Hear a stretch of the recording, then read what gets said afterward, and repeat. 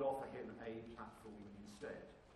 And as I always used to say when we did rallies for Boris in the old days when he was Mayor of London, just remember, when he comes on, he's a bit shy, somewhat publicity averse, and he's going to need you to coax him out of his shell. So without any more ado, please give a warm welcome to Boris Johnson.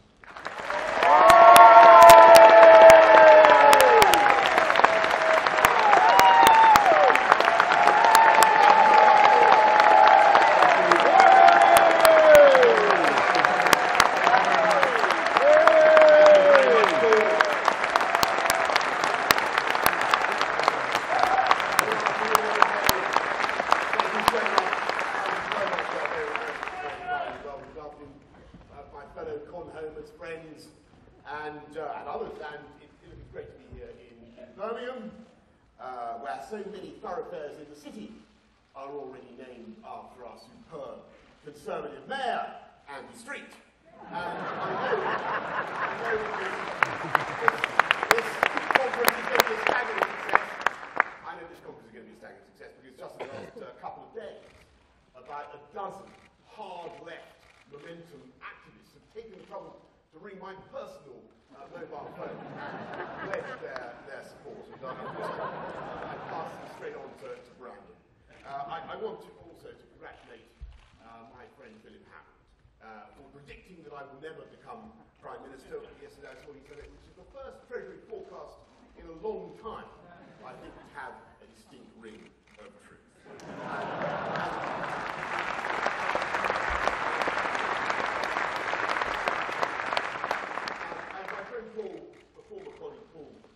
Goodman microphone. I'm not naturally of a timid disposition. It is not my way to confide my innermost fears, but since this is only a fringe meeting and unlikely to be widely reported, I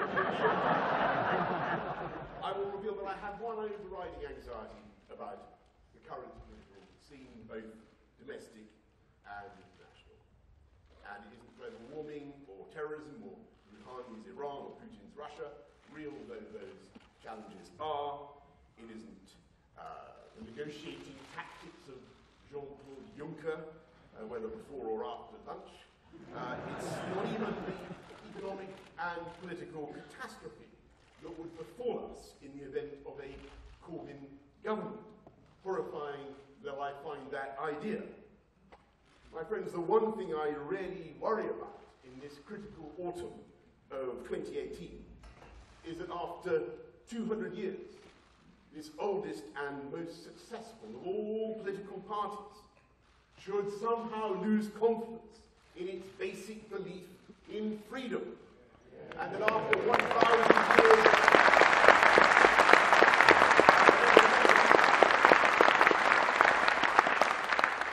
after 1,000 years of independence, this country might really lose confidence in its democratic institutions, and that we should be so demoralized and so exhausted as to submit our institutions forever, indefinitely, to foreign rule. And if I have a function here today, it is to try, with all humility, to put some lead into the collective pencil, to stop what seems to me to be a ridiculous seeping away of our self-belief, and to invite you to feel a realistic and justified confidence in what we can do.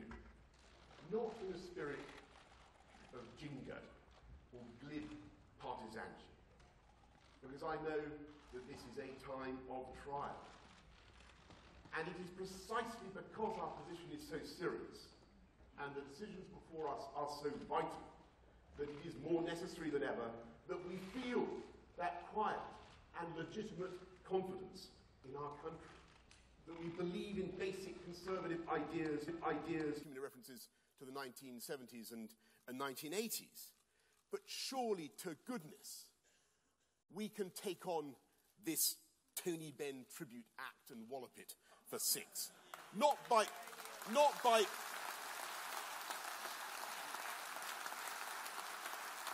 imitating them, not by capering insincerely on Labour turf. We won't get anywhere by metaphorically acquiring beards and string vests or allotments. I've got nothing against beards. I hasten to say I tried to grow one over the summer. Horrific.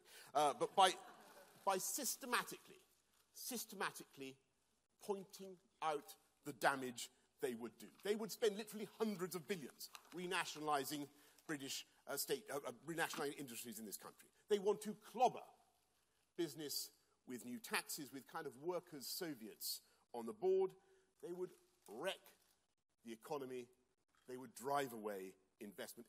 And, it now emerges, they would consign the population to years of further tedium, rancour, and uncertainty, as if the last couple of years wasn't bad enough, by promising another Brexit referendum. Another one, as Brenda from Bristol might put it. We cannot, we must not, and we will not let this weaselly cabal of superannuated Marxists and Hugo Chavez admiring, anti-Semitism condoning Kremlin apologists anywhere near the government of this country.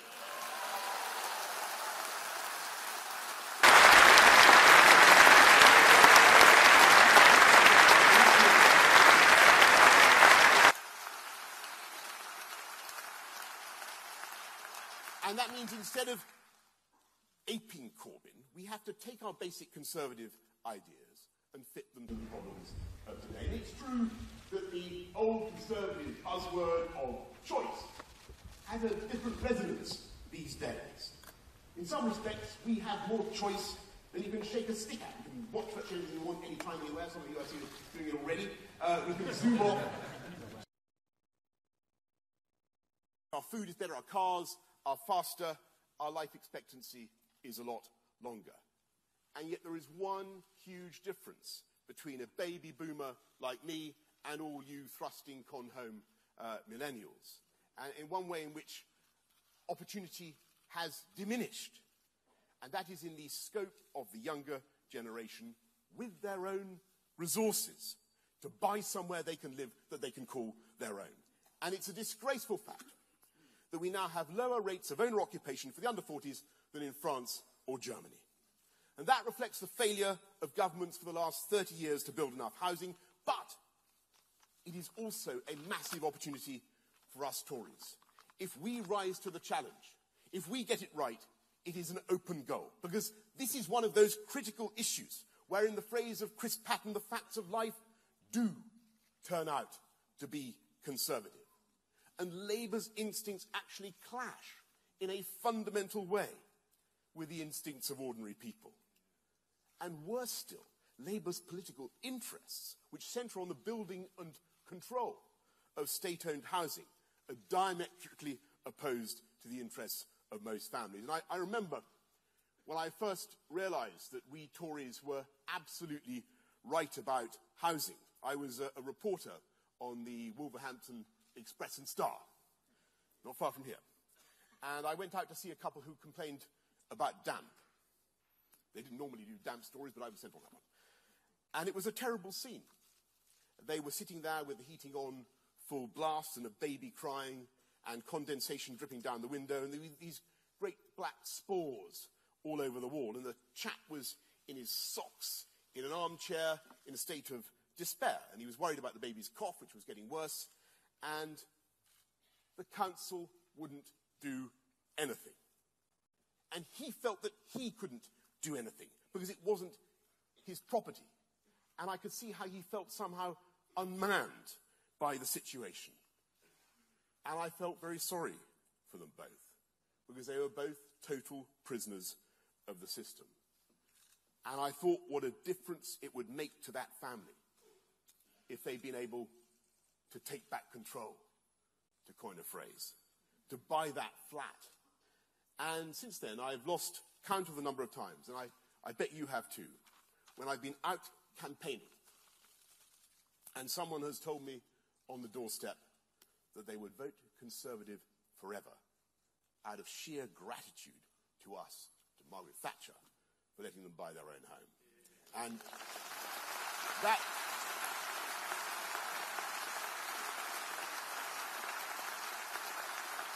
Thank you. And that is what people want.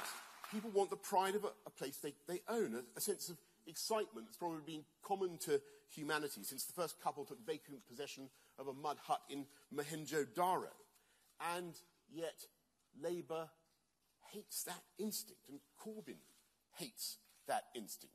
Because although they themselves live in rather nice Islington townhouses, which they own, they would much rather that the electorate stayed in social rented accommodation. Passed by hereditary right, as incredibly these state-owned dwellings are, from one generation to the next. And they like it that way because they know that as soon as you get a mortgage and as soon as you have a stake in society, you are less likely to go on strike and you're more likely to vote Conservative. And if you stay in social rented accommodation, you're, of course, more likely to vote Labour. But I tell you something, my fellow con-homers. The paradox is that that Conservative approach not only delivers more homes for private purchase, but it delivers more affordable homes as well. More homes for all tenures. And if you look at the record, for instance, of the previous Mayor of London, something that my friend Philip Hammond might care to consult, you will see that not only did crime come down by 20%, and the murder rate down by 50%, death by fire down 50%, road care size down by 50%, tube delays down by 30%, beautiful new bus, beautiful bikes, millions of trees planted, 2 new river crossings, Crossrail started, tube extended to Battersea, record investment, new museums in East London, and so on and so forth. And, by the way, NB Treasury council tax cut by 20%. He did ask that point. You will see that in those 8 years, we built more homes for all tenures than the previous Labour administration, precisely because we changed the constricting rules that stopped good developments going ahead. And you will see now how, under #UselessKhan, the number of new builds in because Labour gets tangled in its cynical political objectives. And it is the Conservative approach that gets things done. So let's follow our Conservative instincts and give millions more young people the chance to become owner-occupiers. And let's encourage more small private builders, as my colleague Richard Bacon has long campaigned for. Let's take on the big 8 home builders, some of whom now are frankly abusing their dominant position. Let's crack down on land bankers, and let's give councils a real incentive to go for planning permissions and to go for growth, and to encourage building on those brownfield sites with long overdue fiscal devolution. Give good councils the ability to retain stamp duty, council tax, business rates, and the annual tax on enveloped dwellings, and they will then have a motive to go for growth in their neighbourhoods. And of course, you need to make sure that councils didn't recklessly hike the business rate, and you could do that, and you need an equalisation formula because the yields are so different across the country.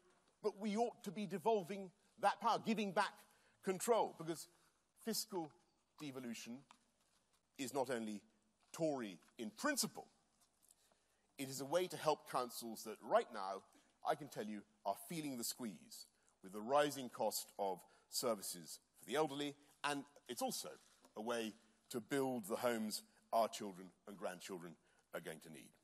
Now, when I champion the free market, as I do, you can see that I don't claim that it is perfect. And it is a disgrace that no banker went to jail for the crash of 2008. And I can see... Normally I stick up for bankers as a rule, but someone should have gone to jail. I can see that the utilities have cunning ways of ripping off the consumer. But the occasional failure of markets, no matter how conspicuous, does not mean that state control is better. It doesn't mean that. It doesn't follow. I listened carefully to Jeremy Corbyn last week, and it was astonishing that he had absolutely nothing to say about the wealth-creating sector of the economy. the people who get up at the crack of dawn to get their shops ready, the grafters and the grifters, the innovators, the entrepreneurs. He didn't mention any successes. He didn't mention a single sector of the British economy. Nothing interested him, except insofar as he wants to nationalise 10% of every company of more than 250 employees. The only organisation whose output he singled out for praise was Preston Council. I'm sure they're a great bunch in Preston Council, but they are not the locomotive of the UK economy. And we Conservatives know it's only by a strong private sector that we can pay for superb public services. And that's the central symmetry of our one nation Toryism. It's only by making the streets safer. And by the way, don't you think it's time we brought back systematic stop and search to end the politically correct nonsense? End the politically correct nonsense that has endangered the lives of young people in our capital and elsewhere. It's only by putting in the infrastructure that enables people to live near their place of work. It's only by having a properly funded NHS to give people the peace of mind they need. And by the way, let's get that extra funding into the NHS now. It's only by making sure that young people have the skills and the training that they need that you can create, by that public investment, you can create the platform for businesses to grow and succeed. And that is how to solve the UK's productivity puzzle. It is that virtuous circle, that symmetry, that means we must, on no account, follow Corbyn and start to try to treat capitalism as a kind of boo word. We cannot lose our faith in competition and choice and markets, but we should restate the truth that there is simply no other system that is so miraculously successful in satisfying human wants and needs. And we should set our taxes at the optimum rate to stimulate investment and growth, and we should not be constantly aiming to increase, but rather to cut taxes. Mindful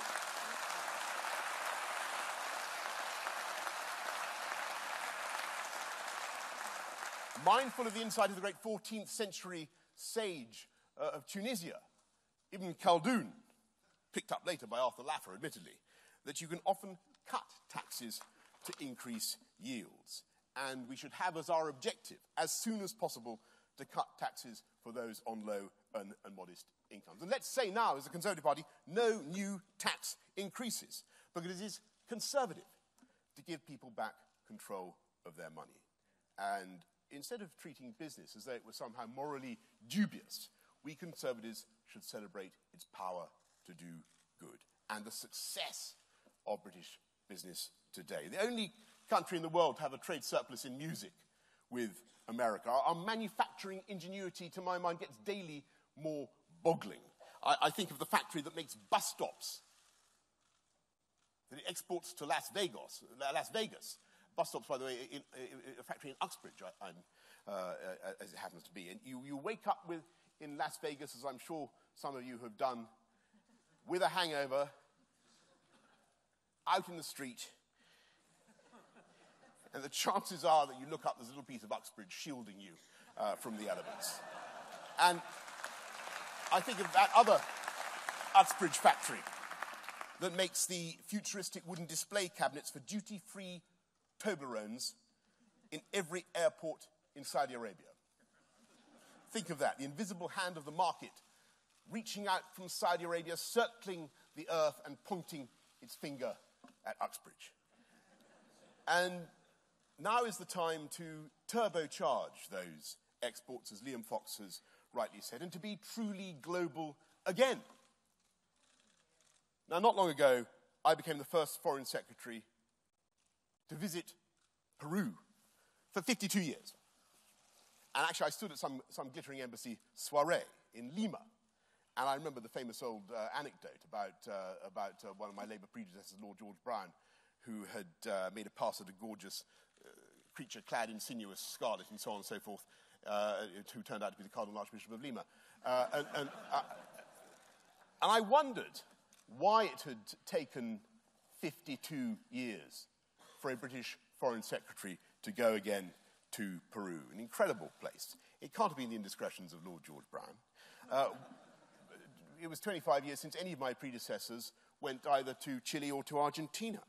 I tell you why, my friends. It was because our global strategy, our diplomatic, our political, our commercial strategy was focused on the EU. And of course, that was sensible in the 1970s. That certainly felt right in the 1970s when we first joined the common market. It makes much less sense today in the globalized economy when 95% of the world's growth is going to be outside the EU. And of course,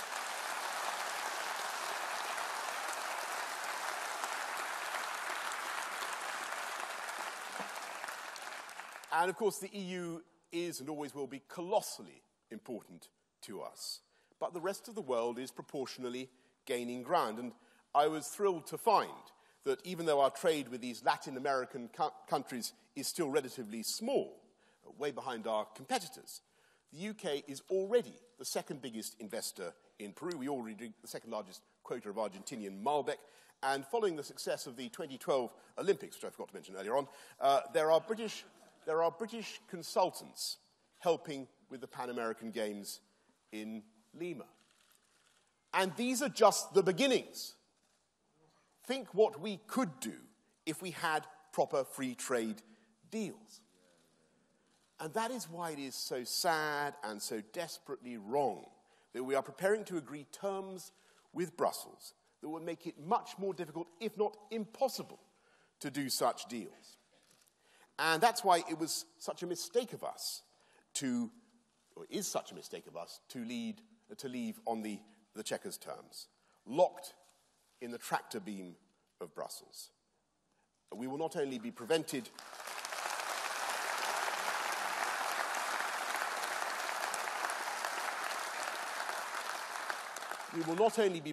by the Chequers deal from offering our tariff schedules. We will be unable to make our own laws, to vary our regulatory framework for goods, agri-foods, and much more besides. And that is politically humiliating for a £2 trillion economy. And it occurs to me that the authors of Chequers risk prosecution under the 14th century statute of praemunire, which says that no foreign court or government shall have jurisdiction in this country. It would mean... Look it up. Look it up. I thought you'd like that point. It would mean that UK business and industry, the entire economy, would be exposed perpetually to regulations that might have been expressly designed at the behest of foreign competitors to do them down. It would mean that whatever the EU came up with in future, banning the sale of eggs by the dozen, banning diabetics from driving, banning vaping, whatever, and all those have been at least considered by Brussels in the last few years. All this nonsense we would have to implement with no ability to change or resist. That is not pragmatic. That is not a compromise. It is dangerous and unstable, politically and economically. My fellow Conservatives, this is not democracy. That is not what we voted for.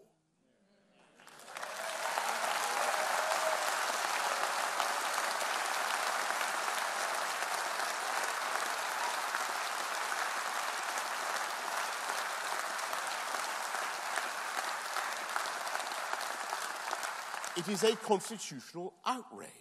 It's not taking back control, it's forfeiting control. And by the way, they know it in Brussels. Don't be fooled by the suggestion that the EU will ultimately reject these proposals. Because what they want above all is to demonstrate to any other country that might dream of following suit that you cannot leave the EU without suffering adverse political and economic consequences. And what the Chequers proposals show is that the United Kingdom, for all its power and might and network of influences around the world, for all its venerable parliamentary history, was unable ultimately to take back control. And instead of reasserting our ability to make our laws, the UK will be effectively paraded in manacles down the Rue de la Loi like karatekas. And do not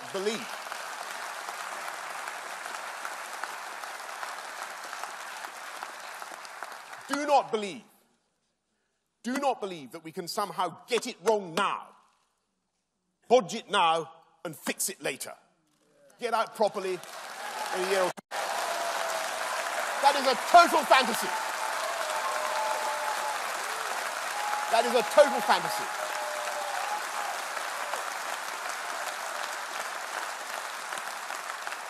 The opposite will take place. I've been watching the EU professionally for 30 years, and every time a referendum goes against the federalist cause, I have seen how the centripetal forces lock on, and slowly, slowly the offending country is winched back into place.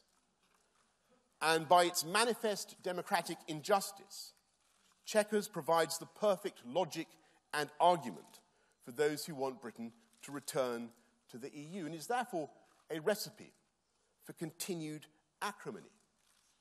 If Chequers is agreed, I'm afraid it will only embolden those who are now calling for a second referendum. And these are the same people, incidentally, who explicitly, some of them distinguished former prime ministers and so on, who explicitly, I remember it, you all remember it, explicitly told the electorate in 2016 that if they voted Leave, there was no going back. Remember that? No second chances. That was it. We're leaving the customs union and the single market. They now say that no such thing was on the agenda, but that was what they said then. And they said that the people had to get it right in 2016 because they would never be asked again. And they are now cynically campaigning to do just that in a way that I think would be disastrous for trust in politics.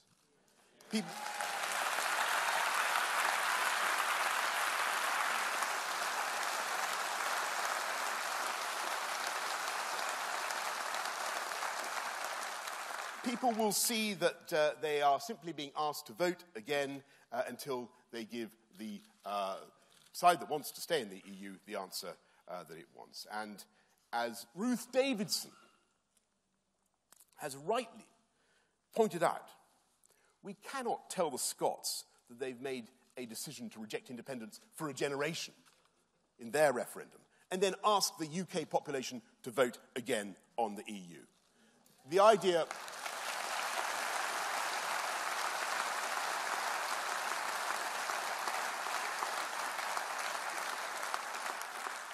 idea of a second vote is infamous, but the obvious democratic fragility of the Chequers proposals will only intensify such calls.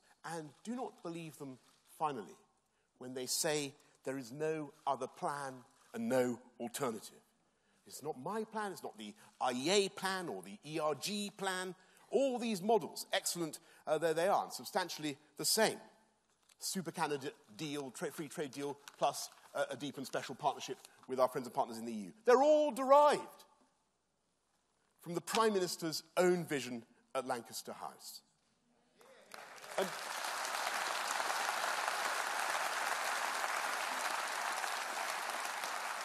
And now, therefore, is the time truly to take back control and follow that vision, make the elegant, dignified, and grateful exit the country voted for.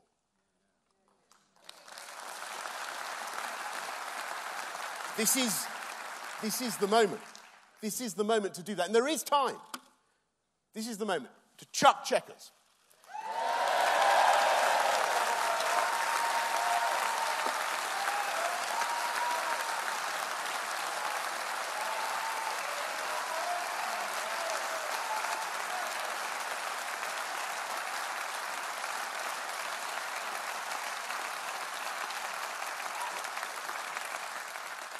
To scrap the Commission's constitutionally abominable Northern Ireland backstop, to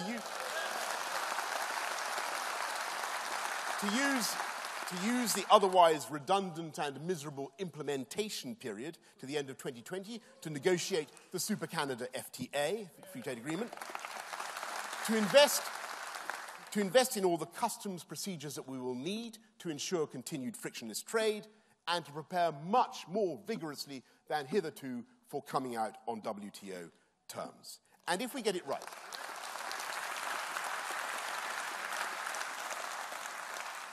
right, then the opportunities, frankly, are immense. It's not just that we can then do proper free trade deals, proper full-fat free trade deals.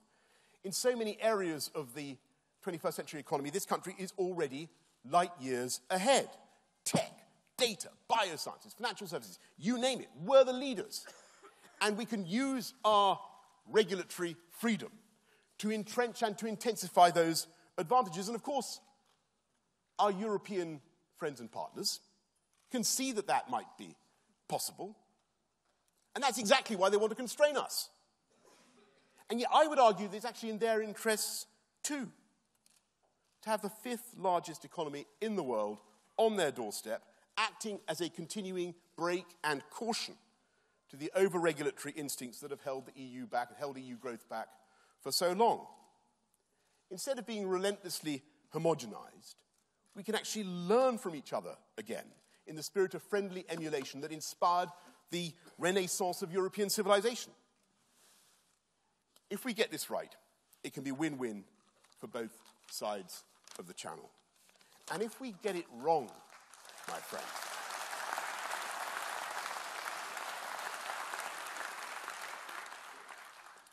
if we get it wrong, if we bottle Brexit now, believe me, the people of this country will find it hard to forgive.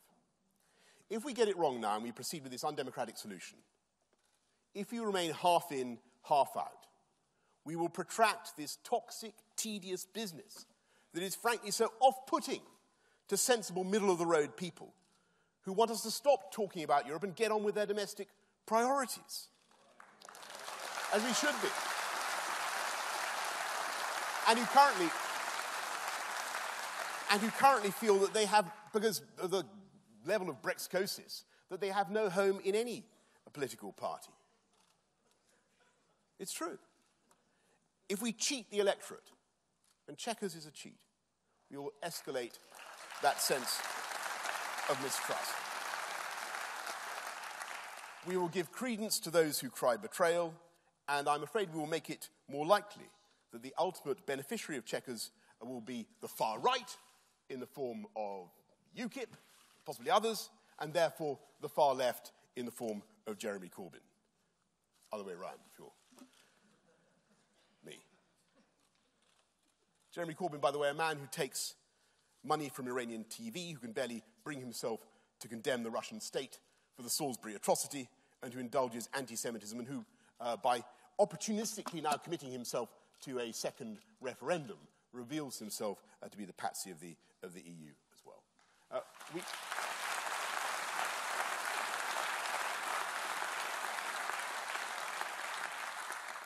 We cannot allow that to happen. We must not allow it to happen. And so, for one last time, thank you all for coming along here today. And I hope you will join me in urging our friends in government to deliver what the people voted for. To back Theresa May in the best way possible by softly and quietly and sensibly supporting her original plan. And in so doing, to show confidence in conservatism and to show confidence in our country. Because if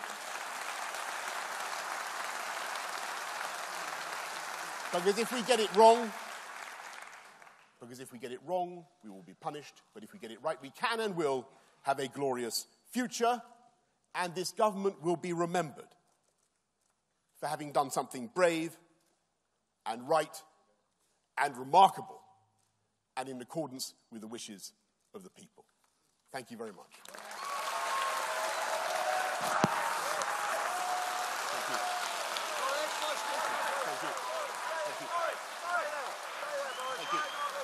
See you later. Thank you.